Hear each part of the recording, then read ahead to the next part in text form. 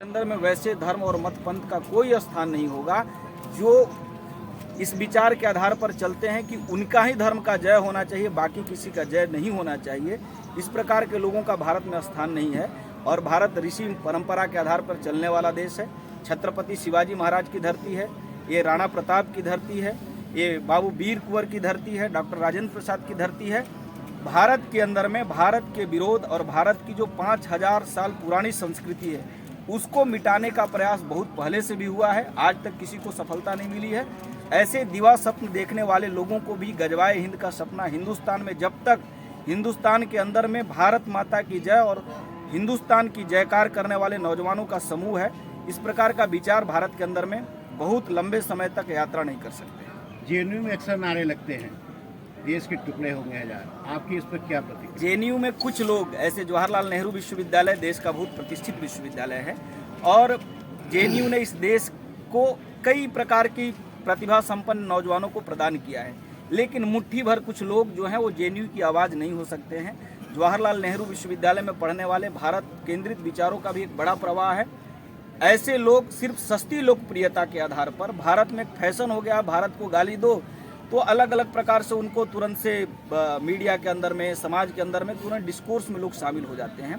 एक महज एक सस्ती लोकप्रियता का आधार कुछ लोगों को लगता है कि भारत के विरोध बात करने के आधार पर मिलेगा। मुझे लगता है ऐसे लोगों का इस देश के अंदर में भविष्य नहीं है। भारत में भारत के साथ, भारत के लोगों के साथ चलने वाले विचारों का भारत के अंदर में स्थान है। भारत का टुकड़ा कोई नहीं कर सकता है, क्योंकि भारत की आज़ादी, चाहे भारत की संप्रभुता के लिए, भारत की एकता के लिए भारत की एक लंबी यात्रा रही कि लोगों ने जान दिया है।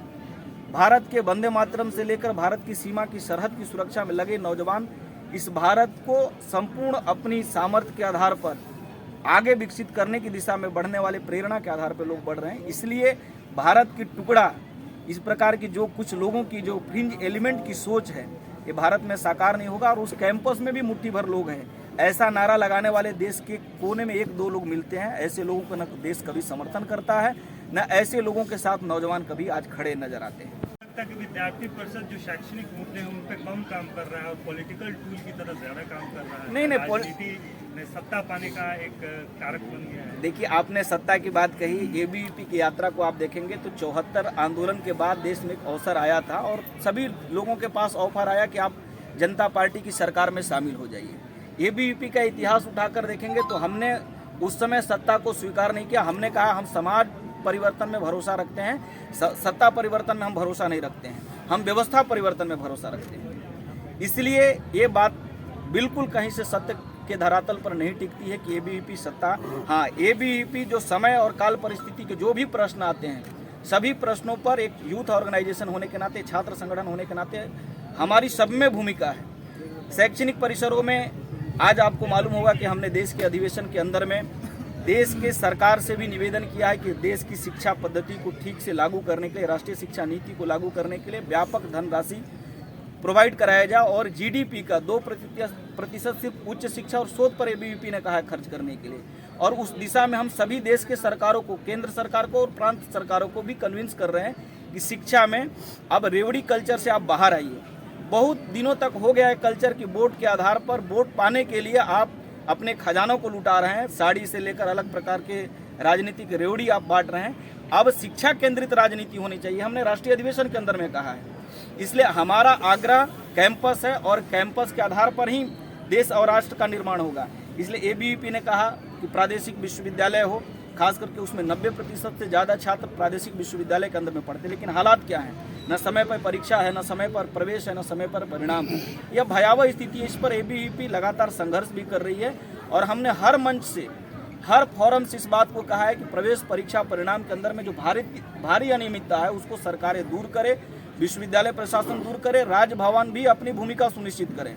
मौन भवन के रूप में लोग शिक्षा को संचालित नहीं कर सकते हैं। प्रश्न यदि छात्रों का है तो चाहे राज्य के मुखिया हो, चाहे राज्य के राज्यपाल हो, शिक्षा के प्रश्नों का प्रत्युत्तर और समाधान देना सबकी जिम्मेवारी है। यदि नहीं उस जिम्मेवारी को लोग निर्वहन करते हैं तो हम समय समय पर संवाद करते हैं, हम समन्वय का प्रयास करते हैं और आवश्यकता के अनुरूप हम संघर्ष भी करते हैं। इसलिए शिक्षा के मुद्दे पर किसी भी प्रकार का कोई कॉम्प्रोमाइज एबीवीपी कभी भी नहीं की है और आगे भी किसी भी प्रकार की समझौता हम शिक्षा के मुद्दा पे नहीं करेंगे। महामंत्री जी, कल आपने कहा कि बिहार में काबा, उसका जवाब दिया आपने और बताया कि किस तरह से बिहार शिक्षा को लेकर भी काफ़ी पुरातन काल से सही रहा है, अच्छा रहा है। मेरा एक सवाल आपसे है कि आप लगातार कह रहे हैं कि राजभवन से तो सरकार, भारत सरकार 130 करोड़ लोगों की सरकार है, किसी एक व्यक्ति की सरकार नहीं है। लोकतंत्र में लोक की सरकार है, जन की सरकार है। जहाँ तक राजभवन की भूमिका है, इसलिए मैंने अपने अभी ठीक पहले इस बात को भी कहा कि राजभवन भी मौन भवन न बने और ये सुनिश्चित हो बिहार के अंदर में कि जो बच्चे, जो छात्र हमारे भाई एडमिशन ले रहे हैं वो 3 साल के अंदर में उनकी डिग्री होनी चाहिए। ये सबकी जिम्मेवारी है, इस जिम्मेवारी से कोई भी भाग नहीं सकता है, चाहे किसी भी पद पे बैठे हुए लोग हों, चाहे किसी संवैधानिक व्यवस्था को संचालित करने वाले लोग हों। बिहार के अंदर में दुर्भाग्य ये है कि जो बिहार की काबा की कल चर्चा हुई कि दुर्भाग्य ये है कि दुनिया को ज्ञान देने वाला बिहार है, गौतम बुद्ध को ज्ञान प्राप्त कराने वाला बिहार है, लेकिन बिहार के सदन में शराब पे चर्चा होती, शिक्षा पे चर्चा नहीं होती। बिहार के सदन में शराब पीने से मरने वाले लोगों को समर्थन करना है या विरोध करना, इस पे चर्चा 3 दिन होती है, लेकिन दुर्भाग्य है कि लोग सवाल ये नहीं पूछते हैं कि शिक्षा के ऊपर चर्चा कब करेंगे आप। बिहार के अंदर में विश्वविद्यालयों की हम सिर्फ आंख मिचौनी का खेल खेल रहे। सरकार, गवर्नर सरकार को ये बातें बंद होनी चाहिए। मैं एबीवीपी के पवित्र मंच से सभी को अपील कर रहा हूँ कि बिहार को यदि बचाना है तो यहाँ की शिक्षा व्यवस्था को बचाना पड़ेगा। बिहार को बचाना है तो यहाँ के 100 साल की पुरानी विश्वविद्यालय को बचाना पड़ेगा। इसलिए अपनी राजनीतिक पूर्वाग्रह से सभी दल अलग होते हुए बिहार के विधानसभा में चर्चा करें कि बिहार की शिक्षा को सुदृढ़ करने में सभी पार्टियों को एक मंच पर आते हुए विचार करना पड़ेगा। शिक्षा की स्थिति कैसे ठीक हो, उसमें सभी लोगों की क्या भूमिका होना चाहिए। सरकार से भी मेरा निवेदन है कि आप शिक्षा को लेकर के एक श्वेत पत्र लाइए। बिहार के अंदर में शिक्षा एक ऐसी दुर्दशा स्थिति में गुजर रही है, मुझे लगता है कि शिक्षा का कोई माई बाप नहीं है बिहार के अंदर में, और ये लंबे समय तक ठीक नहीं रहेगी। सरकारें और संबंधित लोग जिसकी भी भूमिका है, समय पे यदि इसमें सचेत नहीं होते हैं तो छात्र शक्ति एक बड़ा शंखनाद करेगा और बिहार संपूर्ण देश में परिवर्तन का गवाही देने वाला प्रदेश है। अपने प्रदेश के शिक्षा के प्रश्नों को हम मूक होकर के, मौन होकर स्वीकार नहीं करेंगे। हम जितना भी जरूरत होगा उस पर संघर्ष करेंगे, लेकिन बिहार में चर्चा आपके माध्यम से भी मैं निवेदन करता हूँ, शराब पे चर्चा मत करो, करना है तो अब शिक्षा पे चर्चा करो, यहाँ के रोजगार पे चर्चा करो। यहाँ के नौजवानों को आप ये चर्चा मत करो कि पैदल क्यों चल रहे हैं कोरोना के अंदर में लोग। अब चर्चा ये करना पड़ेगा कि 75 साल में हमने पॉलिसी ऐसी क्यों दी कि लोग हमारे यहाँ से पलायन करने के लिए विवश हैं। इस पे चर्चा करना, इसलिए रेवड़ी कल्चर से बाहर निकल करके शिक्षा केंद्रित और नौजवान केंद्रित राजनीति बिहार के अंदर में सेट करना पड़ेगा। उसमें समाज को भी आगे आना पड़ेगा। सवाल अब इसी पे पूछना पड़ेगा। 2 साल से देखिए, बिहार से यूपी जाने वाली ट्रेनों में जब लड़कियां सुबह में ट्रेन से यूपी जाती है, मैंने पूछा कि क्यों आप लोग उधर जा रहे हो पढ़ने, तो बोली लोग कि यहाँ सेशन 5 साल लगता है, यूपी से हम करेंगे 3 साल में निकल लेंगे। इस पर एबीवीपी क्या कदम उठा रही है?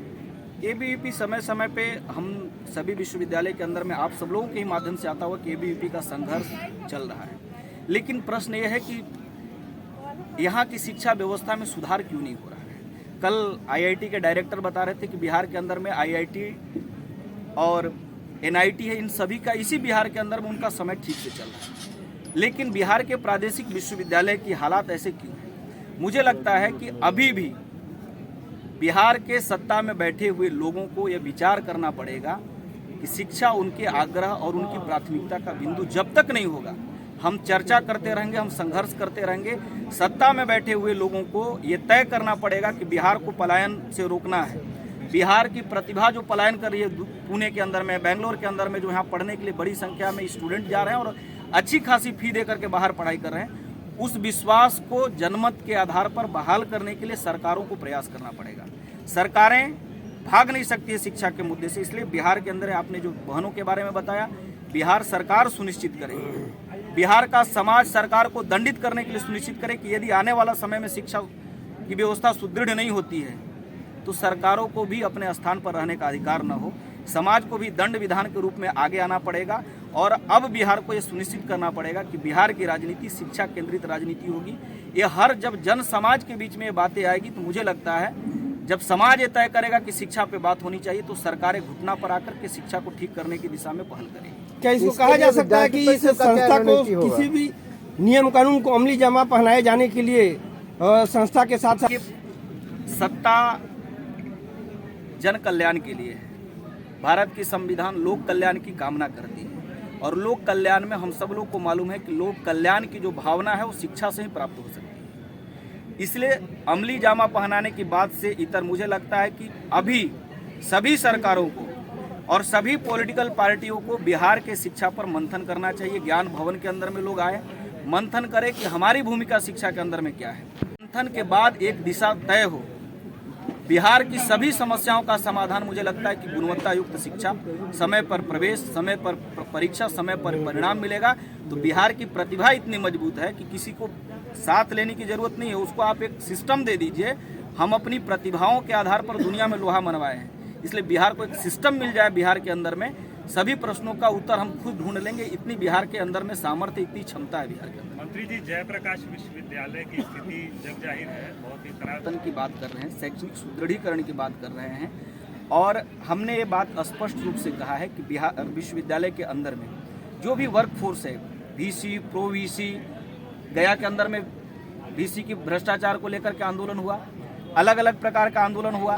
विशेष रूप से हमारे प्रदेश मंत्री जी स्टेट के संदर्भ में आपको बता सकते हैं, लेकिन मैं जो विषय को बता रहा हूँ, राजभवन से लेकर सरकार सुनिश्चित करे कोई भी भ्रष्ट आचरण का व्यक्ति विश्वविद्यालय के प्रशासनिक दायित्व में न आए। ये सरकार को भी और राजभवन को सुनिश्चित करना पड़ेगा।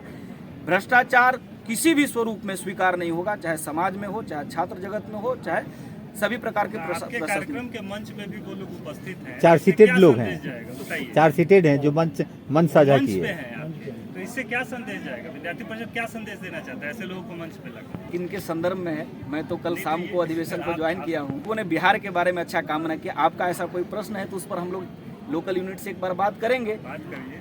भ्रष्टाचार को एबीवीपी, भ्रष्टाचार के खिलाफ आंदोलन करने के लिए एबीवीपी जानी जाती है, तो भ्रष्टाचार को तो किसी भी प्रकार से स्वीकार नहीं किया जाएगा। ये तो एबीवीपी का स्पष्ट मत है। इस बात को कहा कि 2 चीज़ें, एक तो कोरोना के कारण से हमने यूजीसी को भी कहा है और भारत के अलग अलग जो सरकारें हैं, जो सरकारों का जो फोरम है उसके ऊपर जाके कहा कि कोरोना के अंदर में जो सत्र विलम्ब से हुआ है उसको रेगुलराइज किया जाए। हमने कोरोना के अंदर में कहा है कि स्पेशल स्टूडेंट को फैसिलिटी प्रोवाइड करना चाहिए कि कोरोना के जो गैप है उसको हम फुलफिल करें। दूसरा हमने ये भी कहा है कि कोरोना के ठीक बाद हमारा राष्ट्रीय शिक्षा नीति लागू हो रहा है, उसके लिए पर्याप्त जो एक शिक्षा के अंदर में चाहे टीचर्स की रिक्तियां हैं, टीचर उनका ट्रेनिंग करते हुए हम कैसे अपग्रेड करें ताकि अब कोरोना के मूड से हमको बाहर आना पड़ेगा। कोरोना की जो परिस्थितियां थी उससे हमको डबल स्पीड में उसको मेंटेन करने की दिशा में आगे आना पड़ेगा।